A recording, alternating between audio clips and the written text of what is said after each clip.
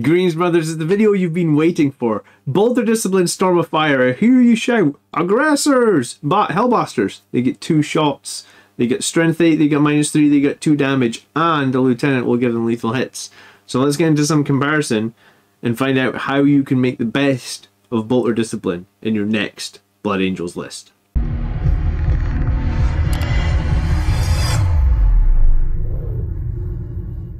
If we're just meeting, I'm John, and this is your go-to channel for all your in-depth analysis of Warhammer 40k when you're playing as Space Marines. Right now we're focused on Blood Angels and Bolter Discipline, so let's jump into aggressors. What are aggressors? They're 200 points for 6 models. If they shoot the closest enemy, you get 1 AP. They have a twin-link bolter, which is strength 4, 3 shots, 1 damage. They have D6 frag, storm, grenade launchers, which are blast, so most of the time that'll be 3.5 shots times 6, which is 21, but remember if it's blast, then it would go up to 26 or maybe even to 31 if you're shooting a 10-man squad. Very quickly that would stack up. The bolters are twin-linked, so that's reroll wounds. The frag storms are not. They also have a power fist, but unfortunately power fist just hits on 4s, but that's not that bad. You're going to get 18 attacks hitting on 4s and you are rerolling all wounds because they are twin-linked power fists. Attached to those aggressors is a biologist for 55 points. This will give that squad lethal hits, and if this model's unit ever destroys an enemy as a result of melee attack, which you definitely could do because you've got those 18 power fists, then the biologist will change his objective control characteristic to 9. So that could certainly be useful if you want to hold some objectives. He has basically a chainsword, strength 4, no AP 1, and he has 1 shot on an Absolver bolter pistol. Strength 5, -1, 2 damage. It's fine. He's 55 points. He's kind of cheap. The whole point to take him is to give those 6 aggressors lethal hits. Lethal hits is, of course, if you roll a 6 to hit, it's an auto wound. We're also going to add in a Gravis Captain to the squad for 80 points. So that will make that whole squad 280 plus 55, and then we're going to talk about Bolter Discipline in a minute to round out the squad. But the Gravis Captain, I mean, you could run him any way you like to run him. I've been running them with the Power Fist because that's, again, 5 more attacks with the Power Fist. You also get 1 extra attack, or 2 extra attacks if you take the Relic Blade, and he has a 3-shot Bolt Storm Gauntlet that already has 1 AP, so this would become 2 AP again if you're shooting the closest target, and you're going to get 3 shots out of that. So that is sort of my aggressor squad. Then we're going to compare that against 10 Hellblasters. We haven't seen too much of Hellblasters, but Hellblasters do have those Plasma Incinerators, strength 8, -3, 2 damage. 20 shots coming out of the squad. The squad can 250 points, so 50 more than the aggressors, but obviously 20 strength 8, -3, 2 damage. If a model dies, you can also, on a 3-up, basically, when it dies on a 3-up, you get to shoot again. Now, for this video, that was going to be super complicated to factor in. So if you want to worry about that, you can worry about that yourself. I'm not going to factor that in. I just want to look at the raw damage output of the unit. There is some janky stuff you can do with these Hellblasters. Obviously, you could attach Primaris Apothecary to them, so every time a Hellblaster dies, he can shoot, potentially on a 3-up, and then you can bring one back alive every turn. So there is shenanigans, I guess you could say, that you can do to Hellblasters. And you can attach the Lieutenant, which would give them basically the same lethal hits, but they would also be able to fall back and shoot and charge. So, 75 points for the Lieutenant, 250 for the Hellblaster, so 325 points. I've got a slide detailing all the points in just a second. And the Lieutenant could have some sort of like Neo-Volkite pistol, or he could also have a plasma pistol. It's really up to you. And obviously the Lieutenant can take some sort of combat weapon. Right, we're adding Bolter Discipline to both these squads. We'd either be adding it onto the Lieutenant, or we'd be adding it onto the Biologist. Bear in mind, when you if you did want to attach in Primaris Apothecary to those Hellblasters, you are also still allowed to attach the Lieutenant, because the Lieutenant and the Apothecary can still both be attached. But for this comparison, this gives us 2 squads at very similar points. 10 Hellblasters with the Lieutenant with Bolter Discipline for 350, or 6 aggressors, plus the biologist, plus the captain, plus bolter's discipline for 10 points more at 360. Now, why would you need all this? Well, bolter discipline, when this model is leading a unit, the unit gets sustained hits 1. While you're in Devastator Doctrine, you also, a successful hit of a 5-up is a critical hit. So what that means on 5-ups to hit from either the 20 Hellblaster shots or all those bolters and fragstorm shots, which are realistically probably about 40 shots, every 5-up is, in Devastator Doctrine, bear in mind, is going to be an auto wound, because of lethal hits, and it's going to burst an additional hit. Now, this is actually still reasonably strong without Devastator Doctrine. You just only burst an auto wound on 6s, but when you've got 40 shots on aggressors, you're still going to roll some 6s out of 40 dice, and even arguably with 20 dice out of the Hellblasters, you're going to roll some 6s. Someone also said, why are you doing this bolter discipline shenanigans? Why don't you just take Inceptors? So for the purpose of this video, I'm just going to, in the next couple of slides when you show the math, I'm going to have on those next slides the damage output from 9 bolter Inceptors. Now, I know bolter Inceptors cannot be run in squads of 9, but arguably you could just have 3 separate squads of 3, or you could have a squad of 6 and a squad of 3, and you could just all shoot them at the same target, rather than having buff characters in there. They're just Inceptors, because obviously the cool thing about Inceptors is the deep strike 3 inches away. So let's see how they do, and see how much damage they do in comparison, right? Storm of Fire is another one, a stratagem that's going to be very useful for this shenanigans, because technically, to make this bolter discipline squad work best, you need to be in Devastator Doctrine. So arguably, you're playing the Gladius detachment, and every turn you're going to have to spend 1 CP, or on 4 out of the 5 turns, because you get Devastator Doctrine free for 1 turn, right? You can choose to call that army wide. On the other 4 turns, you're going to have to pay a CP to put this unit into Devastator Doctrine to get the maximum out of it. You're also going to have to pay a CP to play Storm of Fire, which means when you're in Devastator Doctrine, you ignore cover and you improve AP by 1.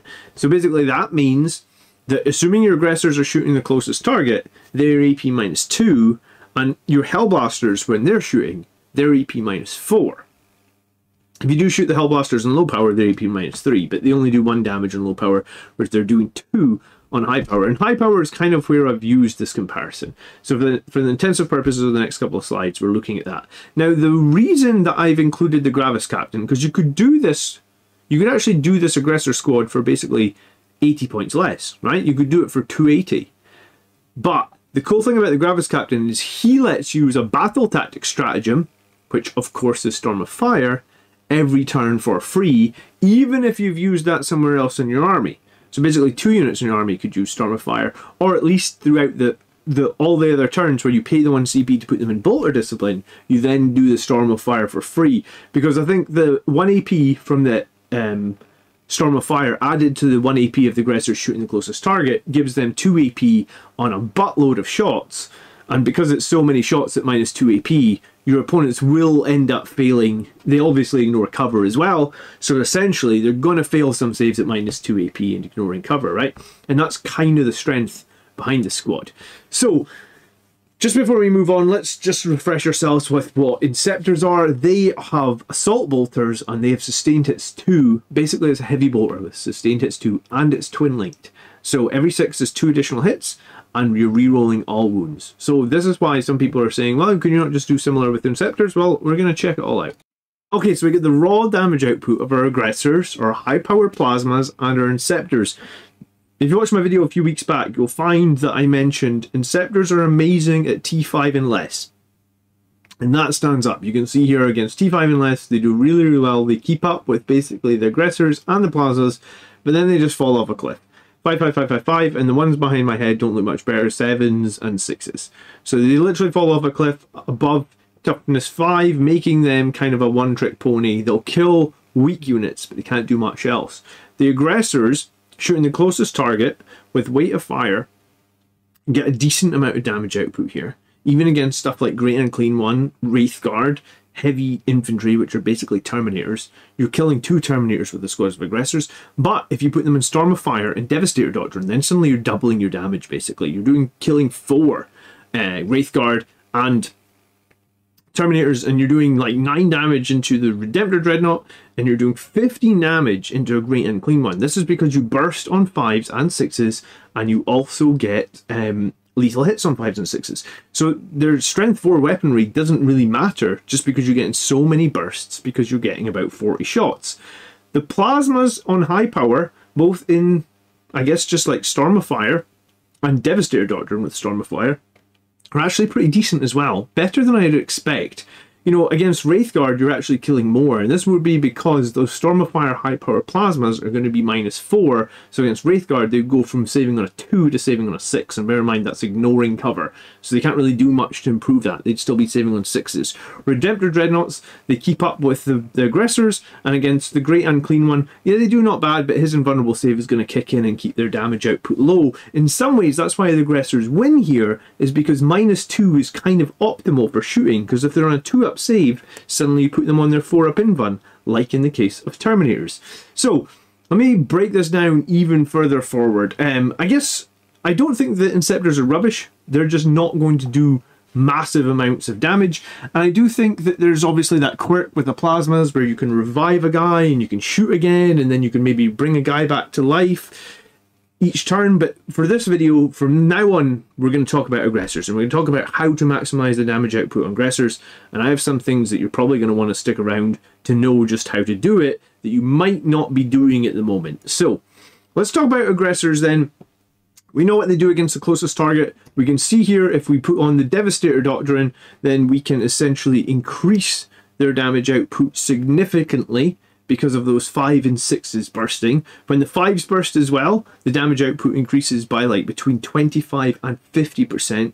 And then we put on Storm of Fire, the damage output increases another 20 to 50% across different units. And just bear in mind that that is ignoring cover, so that can't really be modified all that easily.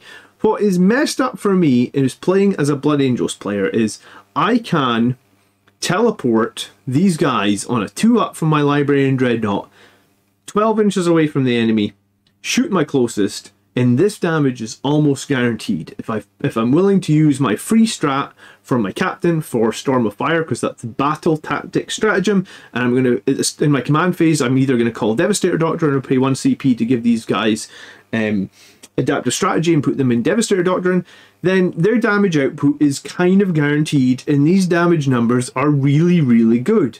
Now, a few weeks back, I did a video where I looked at a Death Company Marines, 5 of them with Power Fists and a Chaplain, and 5 Sangre Guard with Dante. And you can see here, and the number that you're missing behind me is a 7. You can see here that these guys, and this is their melee damage, is kind of rubbish compared to the aggressors. Now, that's without Storm of Fire. Obviously, Storm of Fire pushes them miles ahead. But the thing that I was thinking about when I was making this video, I was like, wow, is 9-inch charge like almost like a relic of things gone past? Because melee damage is really, really bad. And these were the numbers in the Sons of Sanguinius detachment. So these are the numbers with like +1 to wound in the additional attacks, or in Dante's case, +1 to hit in additional attacks. It's lethal hits plus bursting hits from both their discipline is just insanely strong, and I guess this is why I've been playing a lot of Gladius. And someone said this week that my lists seem fairly vanilla. Well, it's very hard to argue with the numbers, because the thing about these numbers for melee damage is you have to remember you need to make a 9-inch charge to even make those melee damage numbers. Now, a 9-inch charge with a reroll, and fair enough, Death Company do get baked in rerolls, but a 9-inch charge with a reroll is still not 50%. It's like 48% or whatever, but let's just say it's 50. So you're telling me 50% of the time, these guys do 0 damage. Literally nothing, because you failed your 9-inch charge.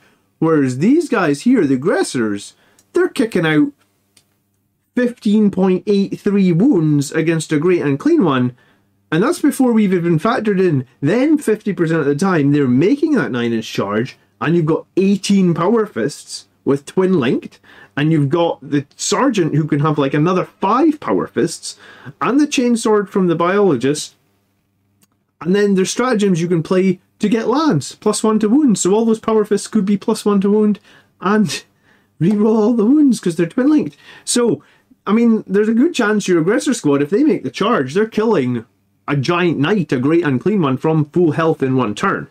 And this, here's the kicker, this is before we even factor in Oath of Moment. And yeah, you could argue that the Death Company Marines can do more damage. Well, the Death Company Marines actually couldn't do more damage because they have reroll hits already calculated in these numbers. You could argue the Sangre Guard could do more damage because they could get reroll hits from Oath of Moment. But I think the Death Company is the better squad because Sangre Guard are kind of too expensive. The Sangre Guard are basically, they're not survivable enough. If you compared the survivability of 5 Sangre Guard in Dante to 6 aggressors who are like +2 toughness, 1 extra wound a guy, like it's not even going to be close. Anyway, let's assume that like the aggressors with Storm of Fire and Devastator Doctrine is awesome. It's really good. It's really powerful. Now, what if we now include full rerolls to hit from Oath of Moment? Now, it's really important because we know Oath of Moment is getting changed to not include rerolls to wound. So for the purpose of this video, I did not factor in rerolls to wound because it's going away. So hopefully this video is at least slightly future-proof. Might not be all that future-proof, but slightly future-proof.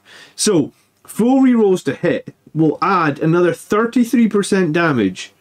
So at this point, these guys are doing 21 damage to a Great Unclean One from their guns. They're doing 12 damage, which is the 12.67 damage against Redemptor Dreadnoughts. Redemptor Dreadnoughts only have 12 wounds, so that's dead. We're killing 5 Wraithguard, we're killing 5 Terminators. If we actually go up to like Marines or Orc Boys or those big Necron blobs everyone's worried about, these guys are killing the whole blob of Necrons. Like, pretty sure they are. And then, obviously, if they don't, they have that 9-inch charge to make, because you're going to teleport these guys around, or you're going to use strategic reserve, or you're going to have them in some sort of transport. And we're going to come to all the delivery methods in a couple of minutes. Now, what's really interesting is these are the numbers for full rerolls to hit. The numbers next to them, and this is what I want you to take note, the numbers next to them, so the purple numbers, these are the numbers if you reroll all your dice, including the dice that actually hit. So if you imagine when you were shooting these guys, in Devastator Doctrine and Storm of Fire, 5s and 6s are bursting, right? So you push all the 5s and 6s to the side. Normally you'd keep all those 3s and 4s, right? Because they're hits. And you'd re-roll the 1s and 2s. These are the numbers. If you do not hold on to those 3s and 4s, you opt to re-roll those as well, because ultimately you're better here fishing for more 5s and 6s, because every 5 and 6 is an auto wound and a burst.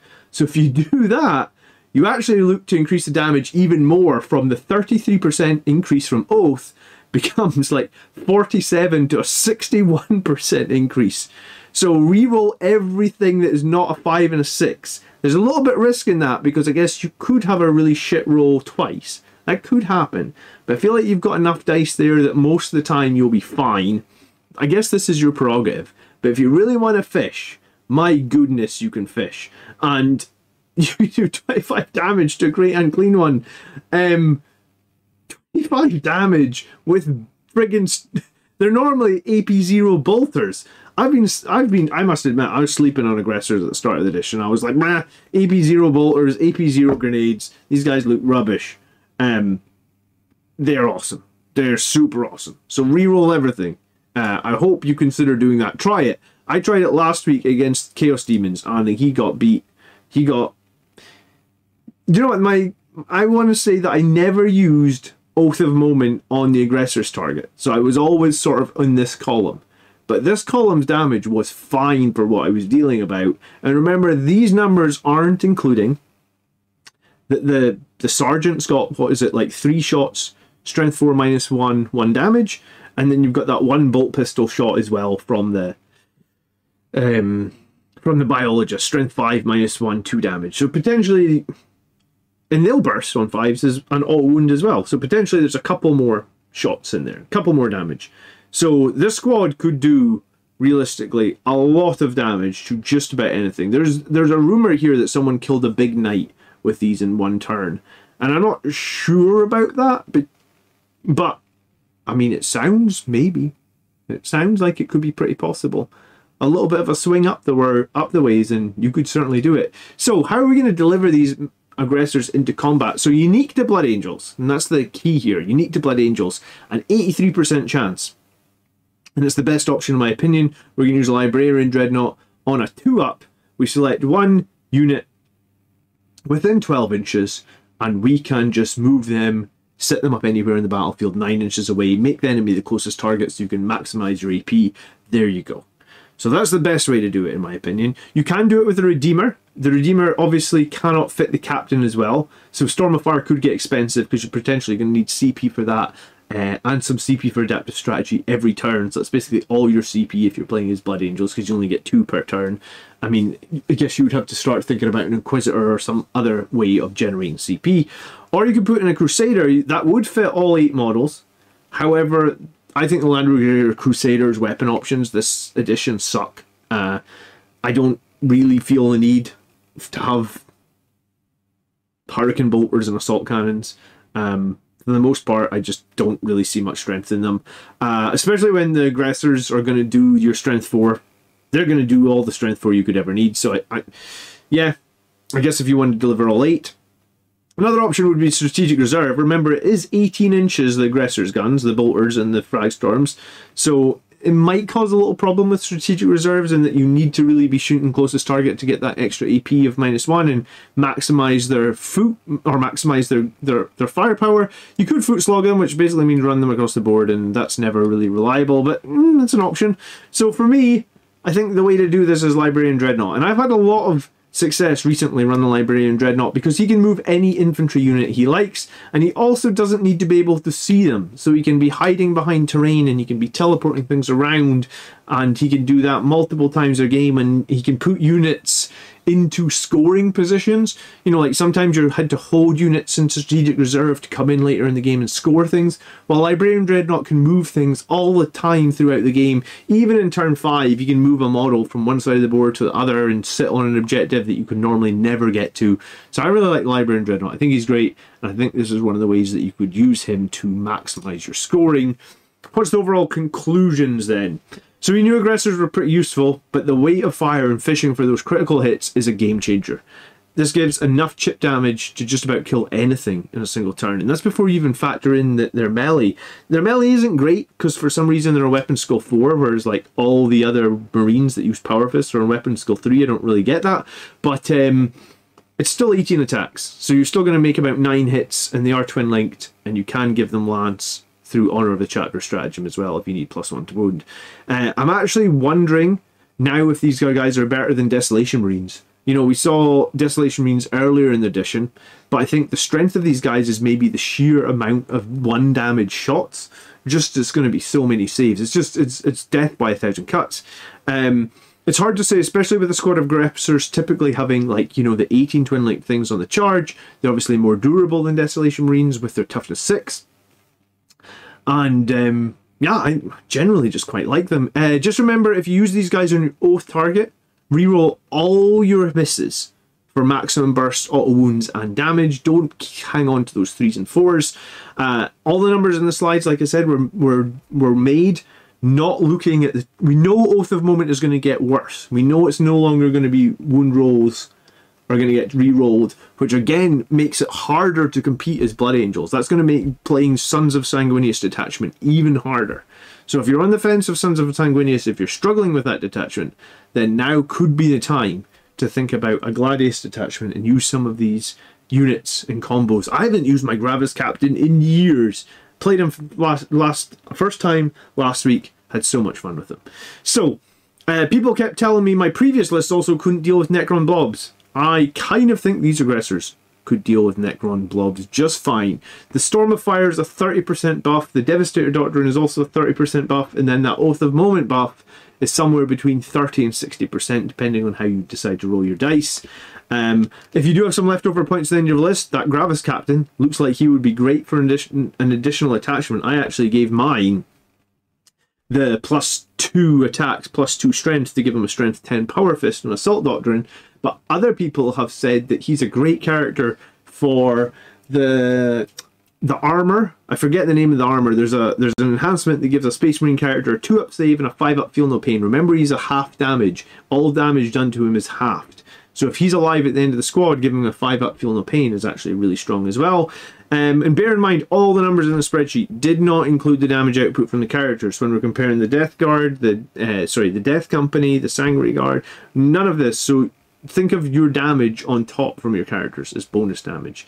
But yeah, I think the thing for me is somewhat depressing seeing how much damage can be dealt in shooting with so much less risk, i.e. needing to make a 9-inch charge with rerolls that's less than a 50% chance. It really makes me ask the question, does Deep Strike distance of 9-inch need to be reevaluated in 9th edition? If our damage output is that low, why do we have to risk only doing that damage 50% of the time? It's a tough time for melee armies. Trust me, it was tough for Blood Angels last edition when we only had +1 to charge, and arguably you could use the Chaplain to get +2. Now you've got very, very little ways of improving charge distance. Anyway, guys, thank you so much for getting to the end of the video. I hope this has maybe opened your eyes to some tactics that you hadn't considered before.